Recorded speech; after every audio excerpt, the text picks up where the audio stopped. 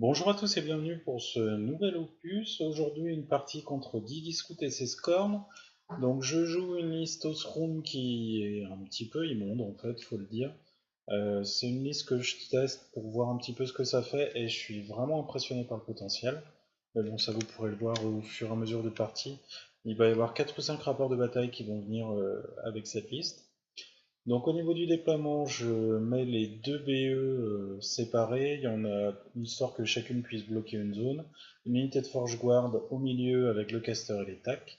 L'autre unité de Forge Guard tout en haut. Et je vais répartir mes jacks et l'artillerie de chaque côté aussi. Et je passe la parole à Guy Dissout.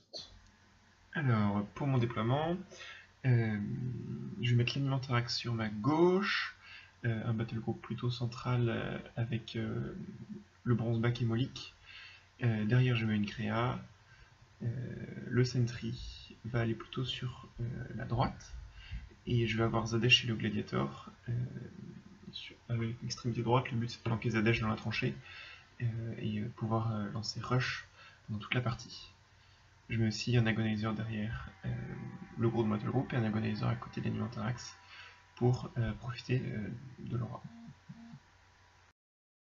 Mon premier tour va être assez simple. Je vais courir avec tout le monde. Je vais mettre Snipe sur la Battle Engine du haut de mémoire et Fire for Effect sur celle du bas.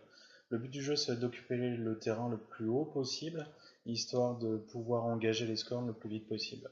Cette liste est vraiment très sympa parce qu'on a une grosse puissance de tir avec les deux BE. Donc les deux BE, je les mets un peu plus centrales pour faire face au Battle Group. Et vous avez une forte présence au corps à corps aussi avec les deux unités de forge, quoi. Bon, maintenant que je suis placé, j'attends de voir l'avant-score. Alors pendant mon tour 1, je vais d'abord regarder un peu tout ce qui se passe, les distances de menace qu'il a, spécialement avec son driller, parce que je prends en considération le fit, mais c'est le driller qui me semble pouvoir faire le plus mal. Les nains sont quand même assez en retrait, donc c'est pas très grave. Donc j'avance le Titan Sentry. Donc à droite de la maison va un peu m'embêter toute la partie. Le chaman, je le plante dans la tranchée parce que c'est ce qui me permet aussi de lancer rush d'autres fois, donc c'est intéressant pour moi. J'avance l'Animentarax, je veux faire des tirs sur le driller, mais en fait je fais n'importe quoi avec mes dés, enfin, ça marche pas du tout, donc je fais quasiment rien. J'avance la créa derrière pour mettre l'aura. Le Glado, comme j'ai dit, va dans la tranchée, ça dèche derrière, donc il est hors de portée tout, donc il se fait pas trop de soucis. J'avance Makeda, je mets Quicken sur Molik. Je planque un peu mes Pengiver derrière. Je tape sur l'Animentarax pour qu'il ait ses 3 tokens.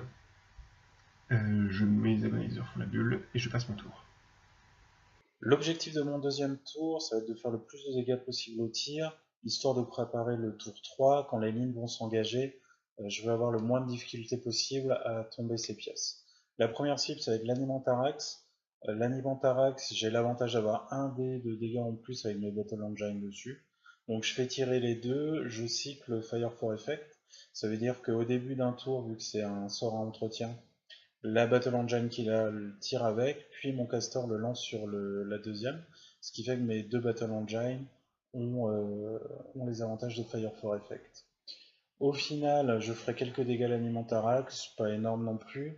Le Bronzeback va Shieldguard, ce qui fait il va Shieldguard un des tirs qui stagger. Donc quand on est stagger, on perd ses attaques initiales, ce qui fait que lui, il n'aura pas d'attaque initiale au prochain tour. C'est pas très important, il n'y aura pas de corps à corps. Une fois les tirs effectués, je vais mettre des nains en première ligne pour encaisser le premier choc, histoire de pouvoir faire une bonne contre-charge le tour d'après. Alors je regarde un peu ce que je peux faire. Là je vois une opportunité, en fait mon but c'est d'envoyer l'Animentarax sur une des BE pour lui faire le plus mal possible, fitter derrière et pour qu'il puisse pas me tomber la BE. Donc mon idée c'est d'envoyer Molik en fait, puisque évidemment la Sentry et mon Bronzeback sont stagger, donc je vais envoyer, le but c'est d'envoyer Molik tranquillement, tuer le Bocourt et tuer un nain, et voir les deux mêmes, et puis après faire Fate Walker et se partir tranquillement. Sauf que je vais rater un jet de dés, donc Molik va rester bloqué là où il est. C'est pas grave, je regarde si je peux mettre la BE, tout va bien. Hop, j'avance la créa, toujours pareil, qui croit rien d'incroyable. J'avance la Venezer pour protéger l'Animentarax, j'envoie l'Animentarax. Et il va encore nous prouver qu'il fait des jets de dés fantastiques, puisque je fais même pas la moitié des PV à la BE, ce qui est fort dommage. Alors, je crois que j'ai déjà activé Makeda. Le but c'était de fitter et avec Retaliatory Strike, de mettre le driller KO quand il vient me taper dessus, ce qui fait que normalement, j'espère, Animatarax va survivre. J'avance la Sentry. En fait, je le mets derrière la bulle de l'analyzer, comme ça je me dis que les 9 feront rien parce qu'à peau 9, Weapon Master ça fait pas grand chose contre de l'armure 21, enfin en tout cas c'est ce que je me dis. Et, voilà, et donc le tour passe. Ce tour-ci, ça va être le tour de fit. Je veux aller loin, je veux faire mal et je veux pouvoir encaisser la riposte qui viendra sûrement. J'ai deux cibles, l'Animantarax et le Gladiator qui est tout en haut. Donc l'Animantarax, je vais commencer par l'amoindrir encore un petit peu au tir. Alors avec le jeu des Shield-Guard, on a le Bronzeback qui est à nouveau stagger avec la Créa et l'Agonizer à côté, ça c'est anecdotique. Au moins je sais qu'il y a le Bronzeback qui viendra pas m'embêter. Ensuite, je vais décider de faire charger le Driller sur l'Animantarax. Là, j'ai énormément de chance parce qu'en plus de l'attaque initiale, il rate sa Retaliatory Strike, ce qui fait que je suis pas KO. Donc, je peux le finir avec mon Driller. Ça va libérer des nains qui vont pouvoir faire autre chose. Je vais envoyer ma deuxième unité de nains qui est déguisée en halbardier sur le Gladiator. Je vais le tomber sans trop de problèmes. Je vais faire quelques dégâts sur la Sentry, je vais envoyer la deuxième unité de nains sur la Sentry, histoire de l'abîmer un maximum. Au final, elle va perdre quelque chose comme les 2 tiers de ses points de vie, donc c'est plutôt pas mal. Je vais mettre les tacs dans la zone, histoire d'être sûr de marquer un point. Sinon, ça va être un petit peu de repositionnement, et je vais passer la main à Gigi Scout. Alors là c'est vraiment le drame, j'ai perdu Gladou, et surtout j'ai perdu l'Aniantarax parce que évidemment quand on fait double 1 ça ne marche pas. Donc là c'est compliqué, je vais essayer de tuer des choses simplement parce que je vois pas comment je peux tomber les BE ou ce genre d'atrocité. Donc c'est pas grave, je vois un truc quand même, il y a 2 poules que je peux dégommer. D'abord libérer la place pour Molik en faisant 2 jackhammer avec Makeda. Molik qui se déplace, qui vient astropoutrer une poule. Et après, le Bronzeback qui vient tranquillement faire la seconde. Voilà, j'essaie juste de marquer des points parce que je sens que c'est compliqué parce que j'ai malheureusement plus grand chose à faire. La Sentry est quasiment morte, hein, c'est vraiment compliqué pour moi, mais c'est pas grave, je continue à essayer de faire des choses. Et, malheureusement, il se passe pas grand chose.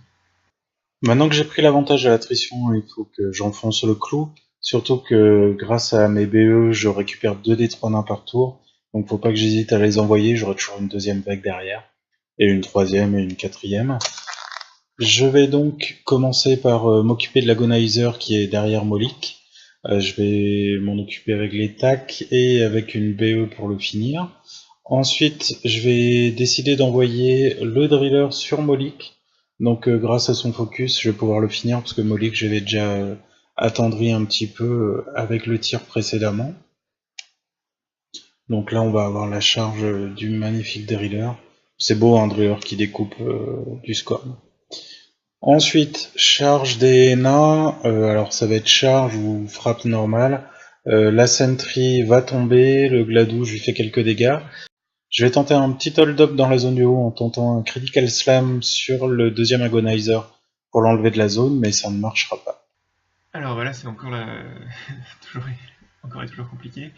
Donc là je vois juste quelque chose, enfin, je vais, euh, je vais faire tous mes jackhammers avec le bronzeback sur le driller pour le tomber, puis après je vais essayer de trample sur une DBE pour essayer de lui faire le plus mal possible.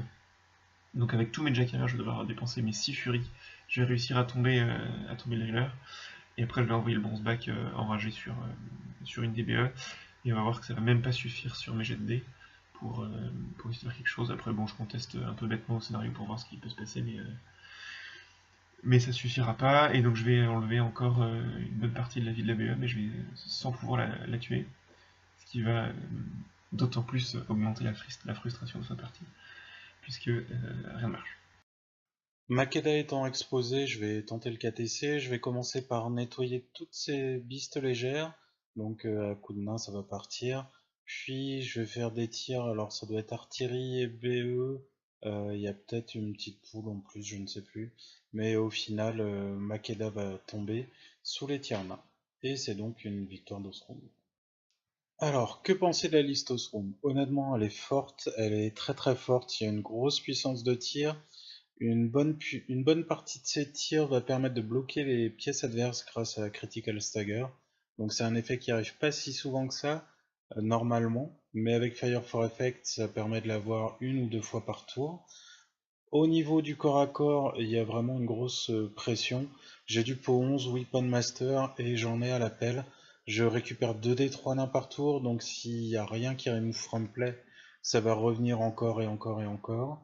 Non, vraiment très sympa. Il y a de la présence au scénario aussi, parce qu'il y a Bulldoze pour les Battle Engine et aussi pour les jacks si jamais il y a besoin avec Osroom.